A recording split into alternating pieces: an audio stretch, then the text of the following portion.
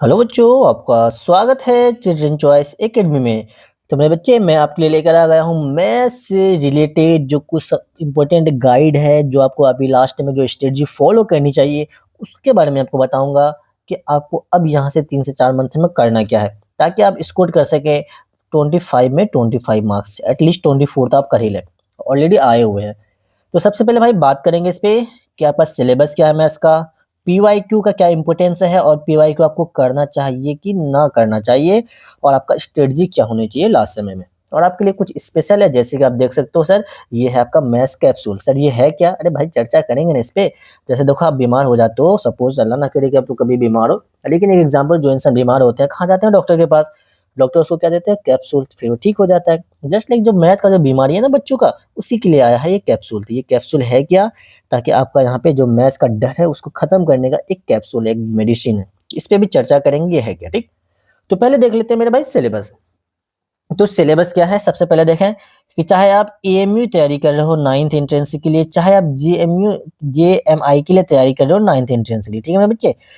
दोनों का सिलेबस क्या होता है? सेम होता है ना? दोनों का सिलेबस सेम ही होता है, कोई भी इसमें चेंजिंग नहीं होते हैं। आप सिलेबस देख सकते हैं, जो एनसीईआरटी में जो चैप्टर गिवन है वही आपका सिलेबस है। जैसे कि देखो, रेशनल नंबर से लेके इंट्रोडक्शन टू ग्राफ, तो ये सारा आपका सिलेबस है। इससे बाहर क्वेश्चन आपको देखने को नहीं मिलता है।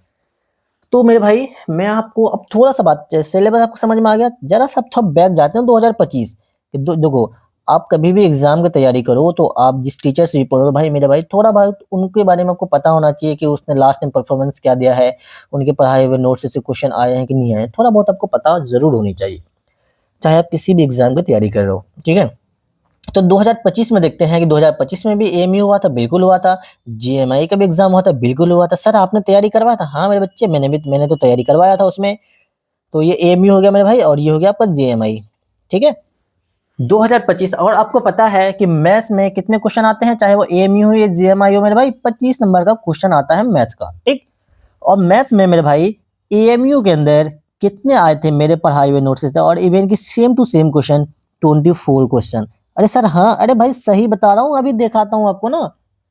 कितने आए थे भाई? 25 में से 24 क्वेश्चन, वो भी एएमयू जैसा एग्जाम में जीएमआई से, जबकि थोड़ा सा लेवल इसका अप होता है, हम सब जानते हैं अच्छे तरीके से।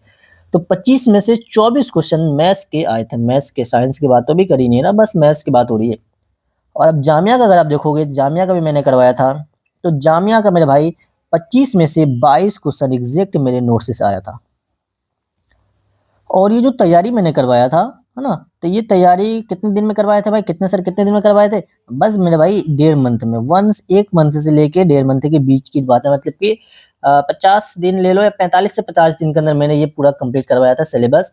मैं साइंस एसएसटी सारा का सारा मैंने कंप्लीट करवा दिया था, क्योंकि बच्चे बहुत सारे उस समय मेरे से जुड़े हुए थे, तो मजे भी आ रहे थे हमें भी, है ना।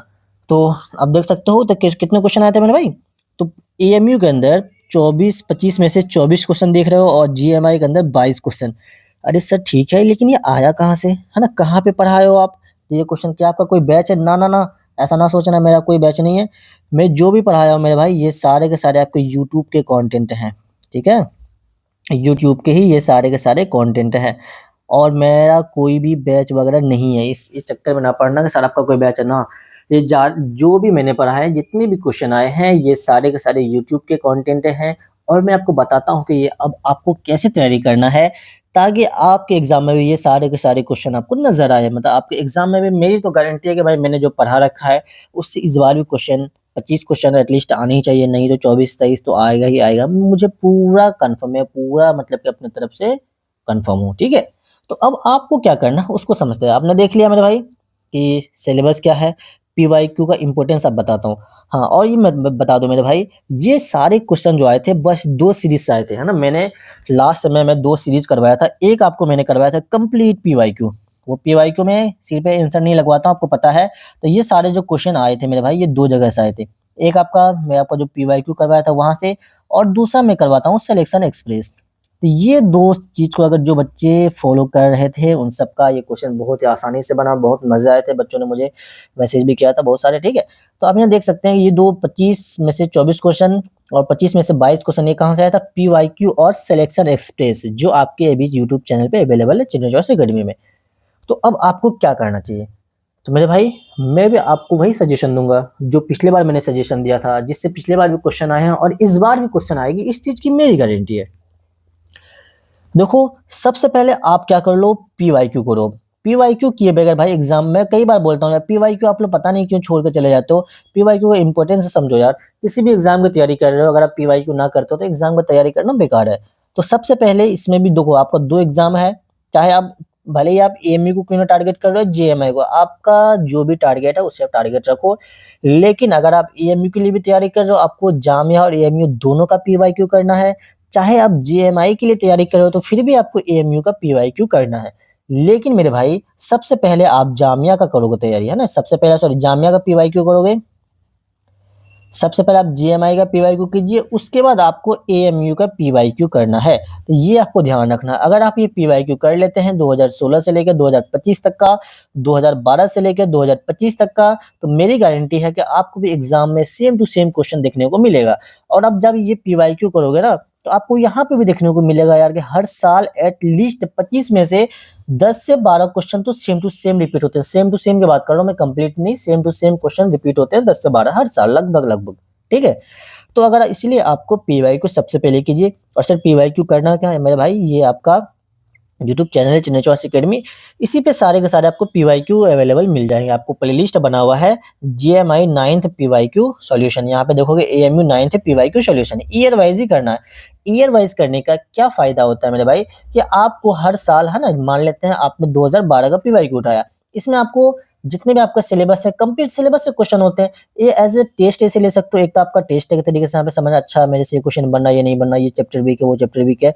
तो ये फ़ायदा होता है आपको ईयर वाइज़ के। चैप्टर वाइज़ करना तो बहुत आसान बात है भाई, आपने एक चैप्टर पढ़ा, उसे रिवाइज़ करा, आपने उठाया क्वेश्चन, आपको उस समय सब चीज़ पता है कि अच्छा हाँ, ये फ़ॉर्मूला है, ये वो आपको याद है, उस समय तो फ़ौरन बन जाता है। लेकिन ईयर वाइज़ करने से क्या होता है कि आप मान लेते हैं कि 2012 से लेके 2025 तक आप पीवाईक्यू करते हो, है ना? 2025 तक का लगभग आपका कितना 10 से 13, मतलब 13 टाइम्स आपने, 13 बार आपने 13 साल का पीवाईक्यू कर लिया, तो मतलब आपका 13 टाइम्स आपका वो चैप्टर पूरा कंप्लीट सिलेबस आपका रिवाइज़ होता जाएगा 13 टाइम्स से। मतलब ईयर वाइज़ करने का फ़ायदा होता है कि आपका पूरा सिलेबस हर साल आपका रिवाइज़ होने लगता है। तो इसीलिए आपको ईयर वाइज़ करनी चाहिए, ठीक है? आइए आप देखते हैं, उसके बाद देखो, सबसे पहले आपको स्ट्रेटजी बता रहा हूँ, सबसे पहले आप पीवाईक्यू कर लो, है ना? उसके बाद आपको आ जाना सिलेक्शन एक्सप्रेस में। और ऐसा नहीं, कोई बच्चा ये ना बोलना कि सर मेरा अभी सिलेबस कंप्लीट नहीं है सर, है ना? मैंने तो अभी पढ़ाई नहीं की है, मैंने तो अभी स्टार्ट किया हूँ, नहीं। मैं जिस तरीके से यहाँ पे पीवाईक्यू सॉल्व करवाता हूँ, आपका सिलेबस अगर कंप्लीट नहीं भी है, आप जहाँ से भी कोचिंग कर रहे हो, फिर वहाँ पे वो चैप्टर नहीं भी पढ़ाया गया है, तो मेरी गारंटी है कि अगर आप ये पीवाईक्यू करते हो, आपको एक-एक क्वेश्चन समझ में आएगा, एक-एक सॉल्यूशन समझ में आएगा, एक-एक स्टेप आपको समझ में आएगा, क्योंकि मैं वहाँ पे एक-एक स्टेप को एक्सप्लेन किया हूँ, एक-एक चीज़ को मैंने बताया है, एक-एक फ़ॉर्मूला मैंने बताया है। और साथ के साथ मेरे भाई, आप फ़ॉर्मूला नोट्स बनाते हैं, फ़ॉर्मूला का शॉर्ट नोट्स आप बनाते रहना, है ना? जो भी फ़ॉर्मूला मैं यहाँ पे आपको देखना, जब भी सॉल्व करोगे, तो मैंने पहले फ़ॉर्मूला लिख रखा है, देन मैंने वहाँ पे सॉल्यूशन बताया। तो जो फ़ॉर्मूला वहाँ पे लिखा हुआ आपको नज़र आएगा, उसको आप एक कॉपी में नोट डाउन करते रहना, क्योंकि वो फ़ॉर्मूला बेस्ड क्वेश्चन बहुत सारे आते हैं आपके एग्ज़ाम में। तो आपको इतना सा आई होप कि समझ में आया। क्या करना है, आपका चाहे सिलेबस कंप्लीट हुआ हो या नहीं हुआ हो, चाहे आप कहीं से भी पढ़ रहे हो, उस चीज़ की आपको चिंता नहीं करना है। आप पीवाईक्यू उठाइए और मेरी गारंटी है कि आपको एक-एक क्वेश्चन समझ में आएगा। जब आप क्वेश्चन सॉल्व करेंगे, आपको वहाँ पे फ़ॉर्मूला देखने को मिलेगा, तो उस फ़ॉर्मूला को एक आप शॉर्ट नोट्स के फॉर्म में उसे आप लिखते जाना है, ठीक है? उसके बाद देखिए सर, पीवाईक्यू कर लिया अपना, पीवाईक्यू करने के बाद आपको आ जाना सिलेक्शन एक्सप्रेस में, है ना? आप सिलेक्शन एक्सप्रेस का भी आपका वहाँ पे एक प्लेलिस्ट बना हुआ, selection express 9th AMU and JMI.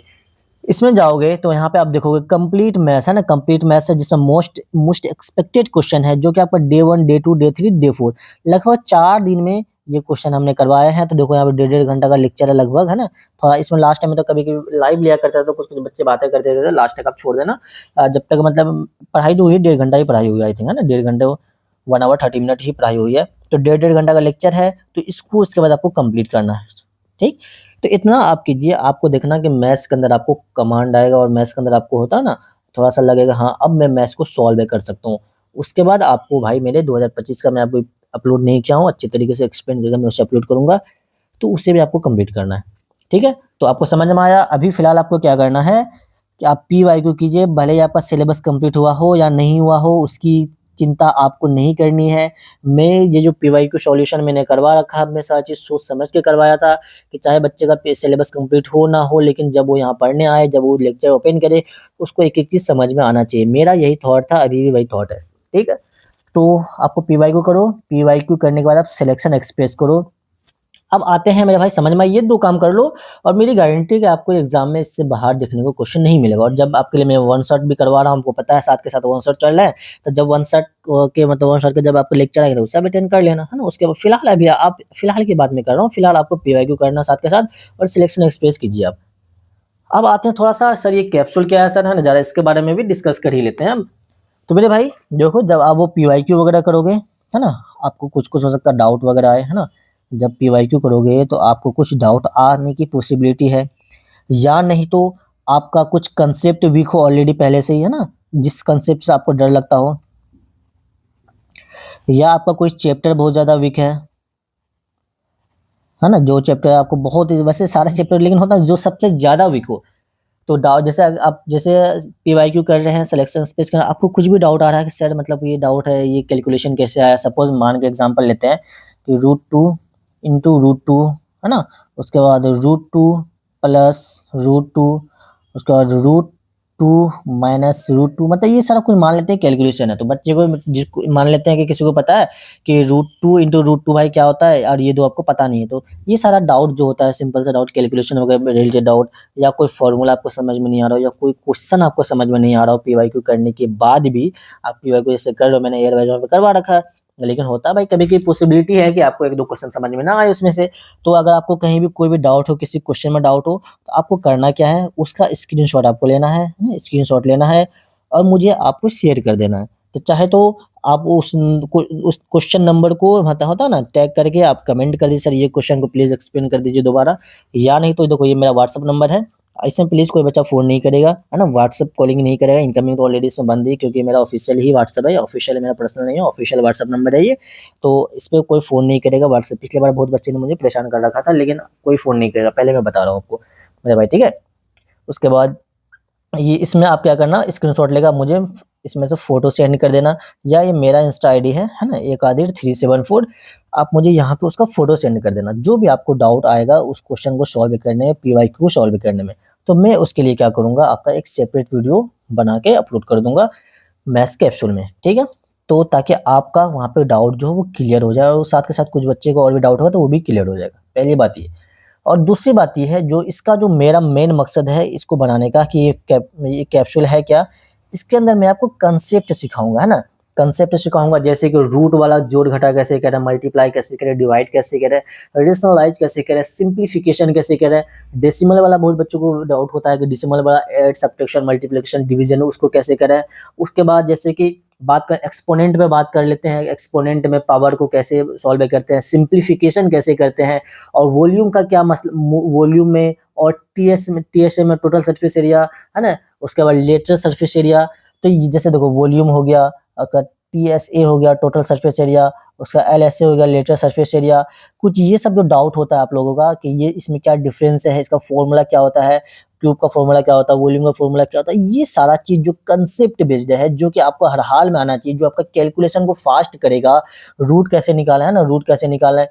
तो ये सारा चीज़ मैं आपको इस कैप्सूल में प्रोवाइड करूँगा, डे बाय मतलब एक-एक दिन करके, ठीक है? तो आई होप कि आपको इसका वैल्यू समझ में आया होगा। अगर आपका कोई चैप्टर बहुत ही ज़्यादा वीक है, जैसे बहुत बच्चे का डिमांड होता है मेंस्ट्रुएशन, तो अगर आपका भी डिमांड, आप कमेंट करना, ताकि मैं उससे रिलेटेड मैं इस कैप्सूल में इंक्लूड कर दूँगा, ठीक है भाई? मेंस्ट्रुएशन को भी 4-5 पार्ट में डिवाइड करके आपको मैं, ज़्यादा देर का वीडियो नहीं रहेगा, 10 से 12-15 मिनट का वीडियो रहेगा, उसके अंदर मैं कोशिश करूँगा कि आपको मैं कंप्लीट आपका कांसेप्ट में क्लियर करूँ मैथ्स का।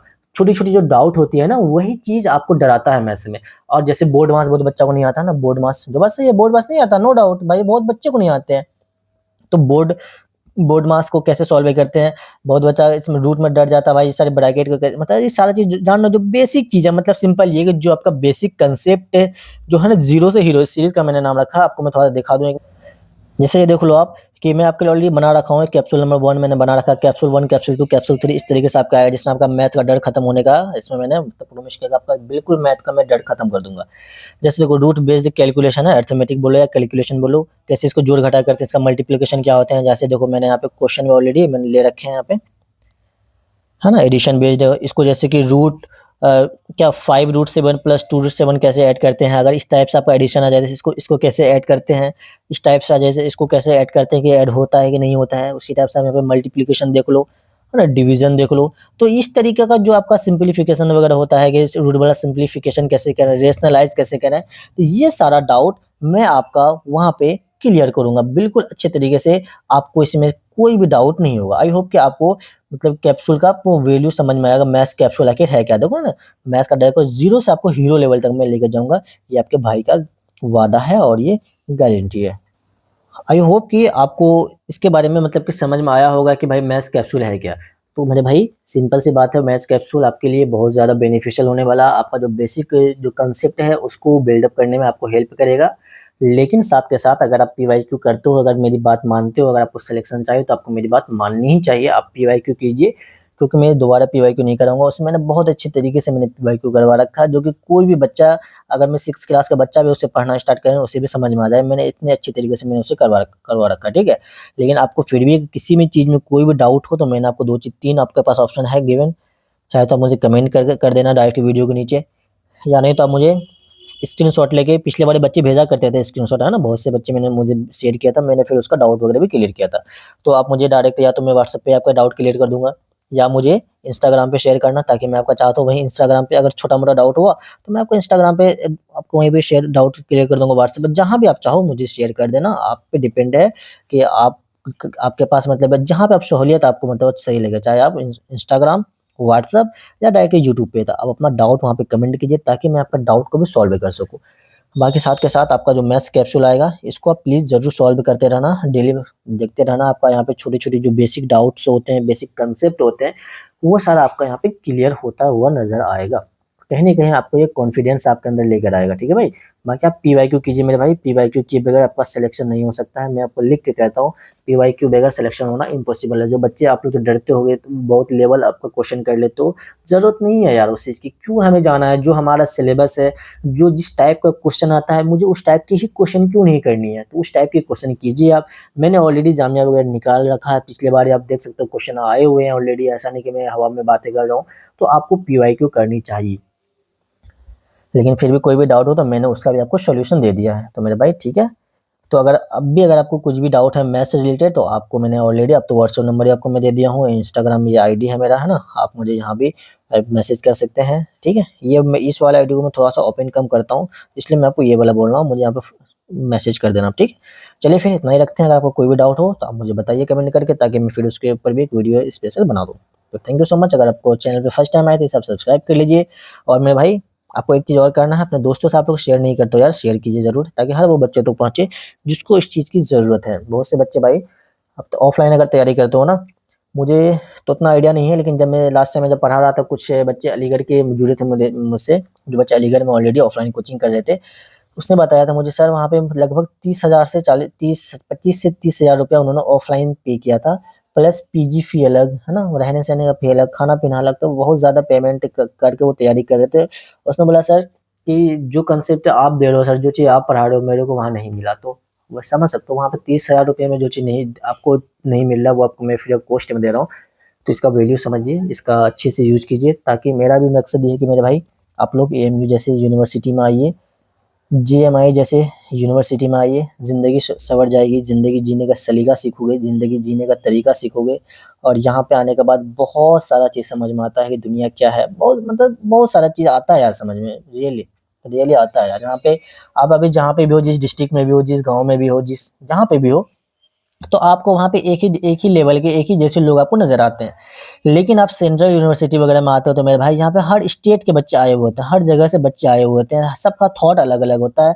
तो आप वहाँ पे सीखते हो कि अच्छा भाई ऐसे-ऐसे लोग हैं दुनिया में, बस समझ में आ रहा था। इसलिए इसका वैल्यू बच्चे क्यों तैयारी करते हैं, ताकि भाई वो आए माहौल में रहे, आपको जीना सीख जाओगे आप। सिंपल सी बात है, आप ज़िंदगी में कुछ करने की आपके अंदर क्षमता आ जाएगी अच्छे तरीके से, और माँ-बाप का नाम तो रोशन होगा ही, ठीक है?